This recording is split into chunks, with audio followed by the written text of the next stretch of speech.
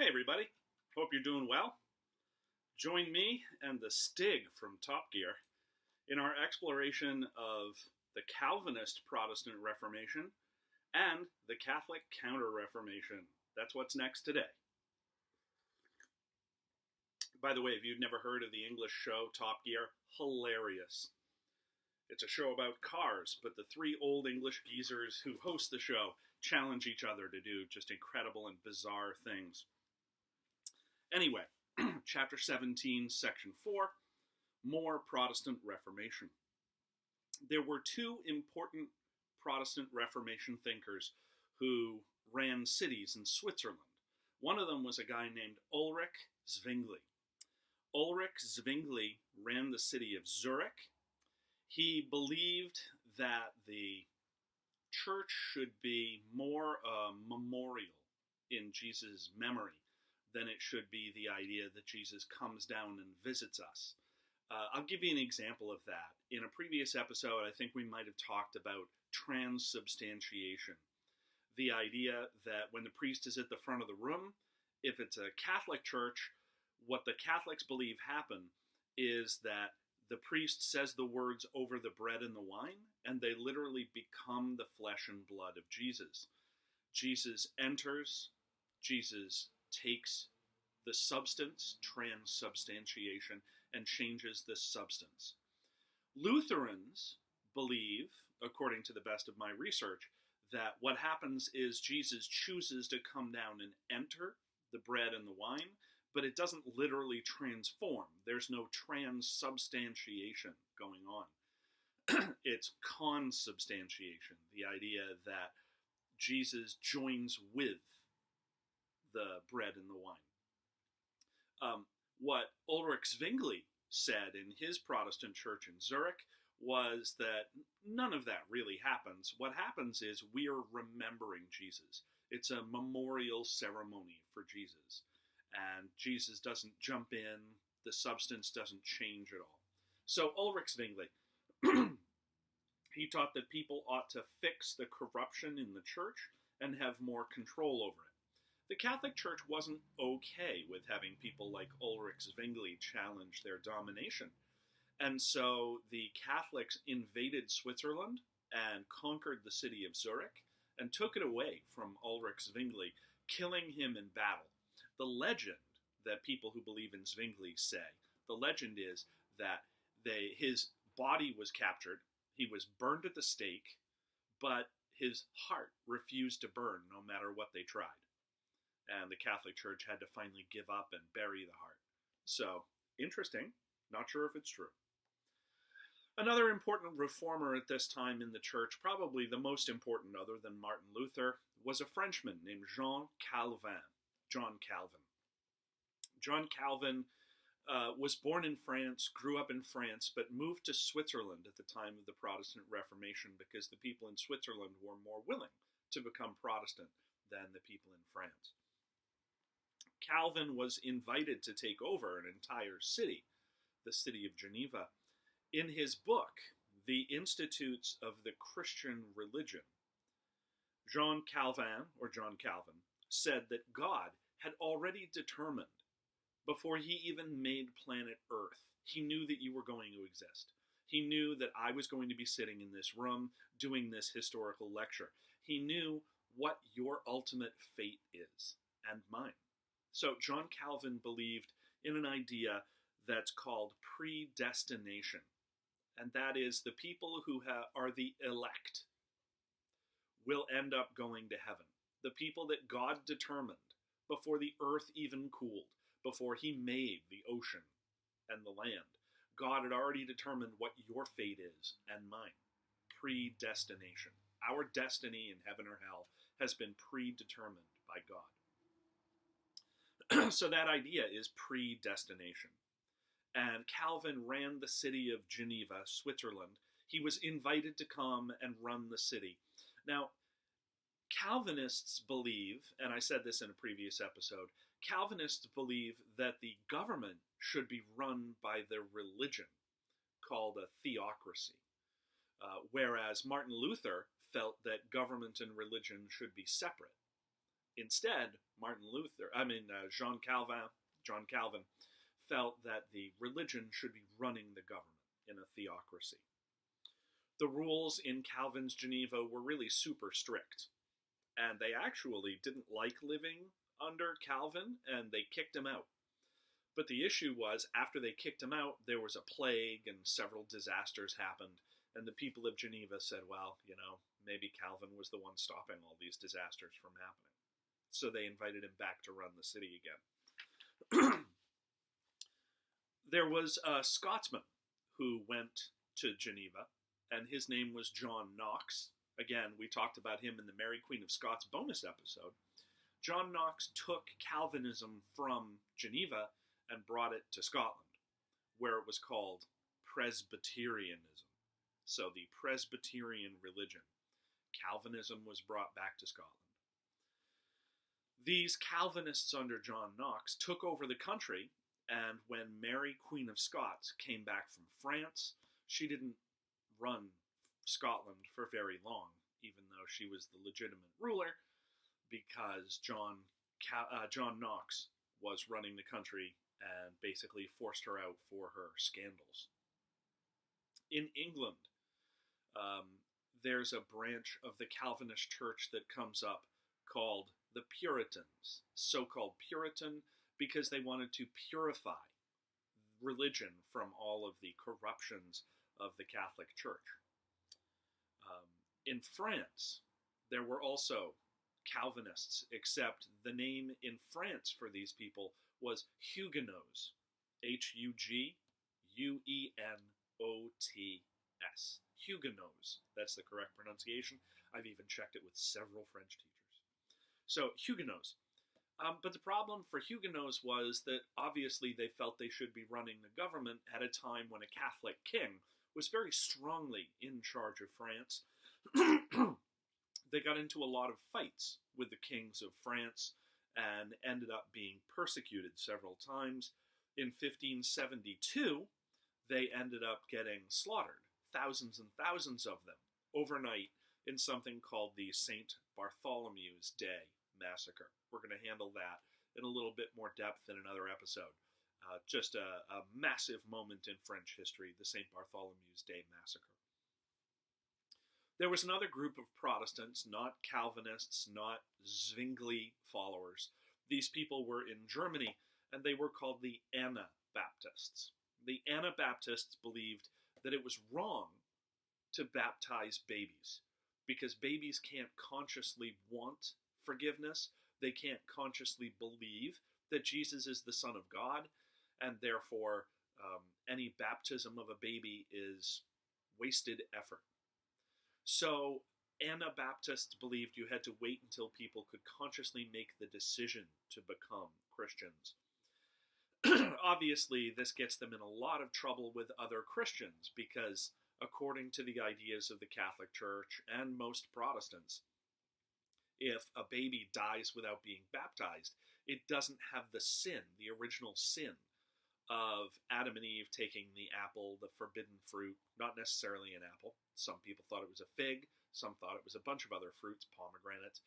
But either way, the forbidden fruit in the Garden of Eden is part of our original sin, and another part of original sin is Cain killing his brother Abel, right? So we have the mark of Cain on us at birth, according to Christians, and baptism gets rid of that and allows the soul to be qualified to go to heaven when you die. And if a baby dies, infant mortality was huge back at this point compared to today. And so when babies die, they can't go to heaven if they haven't been baptized, according to everybody except the Anabaptists. So if you're a Lutheran or a Calvinist or a Catholic, you don't want to hang out with Anabaptists. These people are weird. These people condemn babies to never going to heaven if they die before they're old enough to get baptized in the Anabaptist faith. Another interesting thing about Anabaptists, they were pacifists. They didn't believe in fighting. They were kind of like the Quakers are today. Quakers are modern-day pacifists, or Jainists in Asia. So nobody really liked the Anabaptists. They didn't survive that long. Later on, though, a branch of the Anabaptists that did survive ended up becoming today's Amish. So in Germany and also in where the area called the Pennsylvania Dutch live, just between you and me, it's not Dutch. The people in Pennsylvania who are Pennsylvania Dutch are Pennsylvania Deutsch. Deutschland is how the Germans refer to Germany. And so when a whole bunch of Germans came to Pennsylvania and started their own communities, they described themselves as Deutsch. And the local people, the English, were like, Dutch? Okay, fine, whatever. And so the Pennsylvania Dutch, not Dutch at all. They're Pennsylvania Deutsch, Germans. Some women were important in the Protestant Reformation. Luther's wife, Katharina Zell. Luther believed that it was important, unlike the Catholic Church where priests can't get married because they need to be available 24/7 to save a soul that might be dying or to baptize a baby that's just been born. Luther doesn't believe that priests have any magical powers, and so priests can and should get married and have children in the Lutheran Church. Revenge of the Catholic Church, that's the next section here that we're talking about. How does the Catholic Church respond to all this Protestantism, all of this challenge on the monopoly that they had on religion? Well, I kind of look at it this way. If you get bullied by another high schooler, you have three big choices other than talk to an adult. One of your choices could be to walk up to the bully and just punch him square in the face. Fight back. Another choice could be to examine yourself. Take a look at what the bully's making fun of and think, could I get better? Could I be a little better? Could I fit in better? Could I blend in? Could I stand out less? That's not necessarily a great way to deal with bullying, but you could examine yourself and decide to change certain things about you that make you a target. And another way would be to look around at a whole bunch of other people and persuade them that you're the better one in this situation, that the bully is making a huge mistake by bullying you, and coalesce, get a group of friends and supporters together for support for you. The Catholic Church did all of these things in response to Protestant criticism during the Protestant and Catholic Reformations. The reason that the Church still exists today is that they responded in these three ways. They had their own Catholic Reformation. They tried fighting back against the Protestants in three big ways. One way was creating organizations of highly educated, well-trained converters, people who would go out and enlarge the Catholic Church in the face of this criticism. The most famous of these groups is called the Jesuits, the Society of Jesus. They were started by a Spanish guy, Ignatius of Loyola, and Ignatius was a warrior. He'd been a knight, he'd been a monk out fighting, and he was wounded and could no longer fight on the battlefield. And so what he decided to do was go to the Pope and say, I'm a disabled warrior at this point. Instead of fighting on the battlefield, what I want to do, I want to fight with my brain. I want to go out and convert people to Catholicism, not by force, but by persuasion. So it was a hugely successful idea. The Pope granted him an order of monks to do the job, and these people became known as the Jesuits. They started their own schools everywhere around the Christian world. They tutored people. We even have Jesuit schools not only in America, but in Greater Portland. For example, Cheverus. Cheverus High School is a Jesuit school. Some of the greatest universities in America: Holy Cross, Notre Dame, BC, Georgetown. All of these are Jesuit universities in the United States.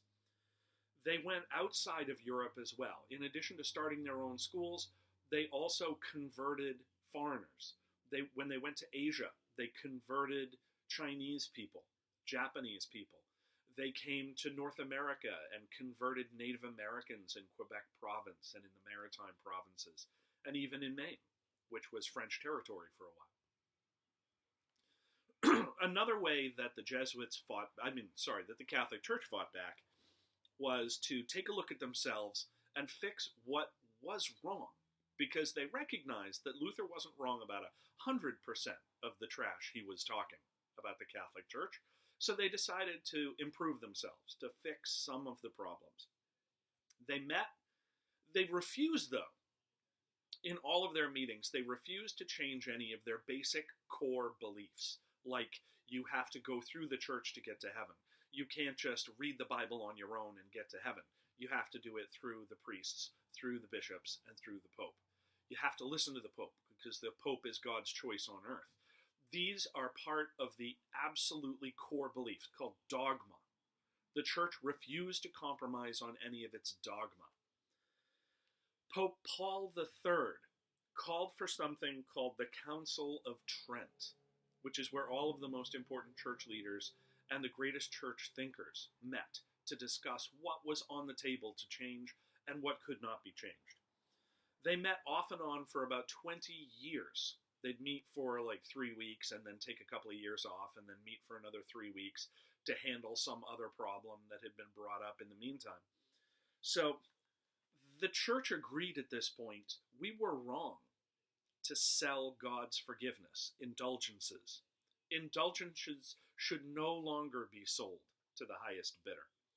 They stood firm in a lot of their dogma, though, like only the Catholic Church and the Pope can interpret the Bible for you. You shouldn't interpret it for yourself. You can't get to heaven only by having faith in God, like Luther said. Instead, you need to do good works. You need to go to confession. You need to get the church's forgiveness. And that the traditions of the church are just as important as what's in the Bible.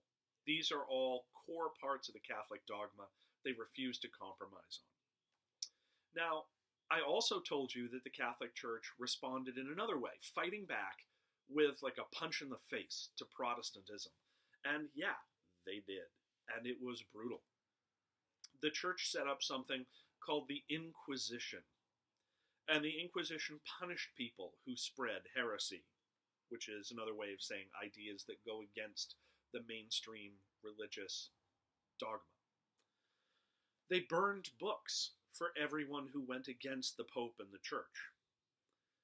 Because at this point, both the Catholic Church and Protestants really had an emphasis on education, they both set up a lot of new schools. And so the late 1500s was really a time where education became that much more important for Catholics and Protestants. Also, a lot of rulers had chosen to break away from the church so that they could take more control over their own territory. Less control for the Pope, more control in your own territory. Some of today's independent countries were born at this time, like the Netherlands chose to break away from Spain, and Switzerland broke away from the Holy Roman Empire because of these religious differences that are happening. So that's chapter 17, section 4. That's the end of chapter 17. It's been a wild ride. Almost as wild as a world with COVID-19. Almost. I'm not sure it beats us, though. So, that's us. I'm going to have some more tea. We'll talk to you later. We'll move on to a chapter about European monarchs. See ya.